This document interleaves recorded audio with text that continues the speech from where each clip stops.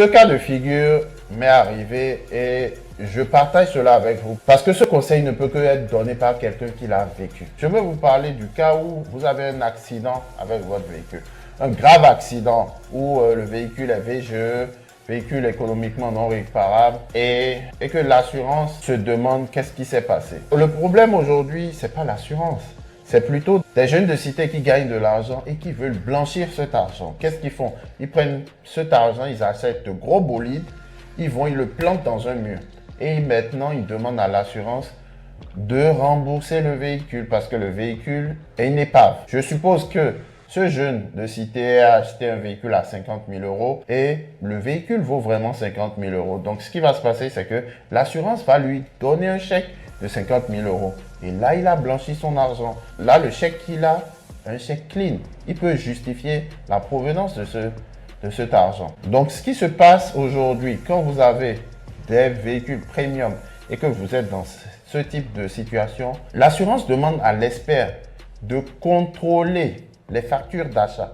On veut voir comment vous avez acheté le véhicule.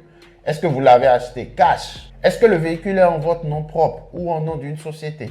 Et tout ça rentre dedans. Donc, mon conseil pour vous aujourd'hui, c'est de ne pas acheter vos véhicules cash. De plutôt acheter vos véhicules à crédit et de garder votre cash avec vous. Parce que lorsque vous serez dans une situation comme ça, vous leur dites simplement d'aller dealer avec la banque parce que vous n'êtes pas le propriétaire du véhicule tant que vous n'avez pas fini de payer vos traites. Et là, ils verront qu'il n'y a pas de blanchiment, il n'y a pas anguille sous roche. Parce que je connais quelqu'un qui s'est retrouvé dans cette situation et jusqu'aujourd'hui, l'assurance est en train de le tourner en rond parce qu'ils ont des doutes sur le fait qu'il faisait du blanchiment ou pas.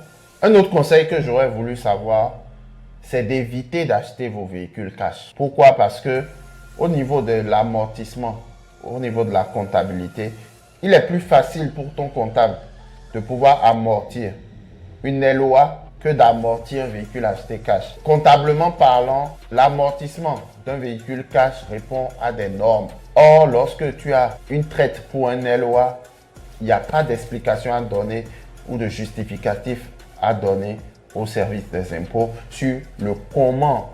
Pourquoi vous amortissez ce véhicule sur 4 ans et non sur 6 ans et on rentre dans des détails. Or, si tu as pris ta LOA sur 4 ans ou 3 ans, l'administration fiscale ne peut plus rien dire. Ils le prennent comme ça.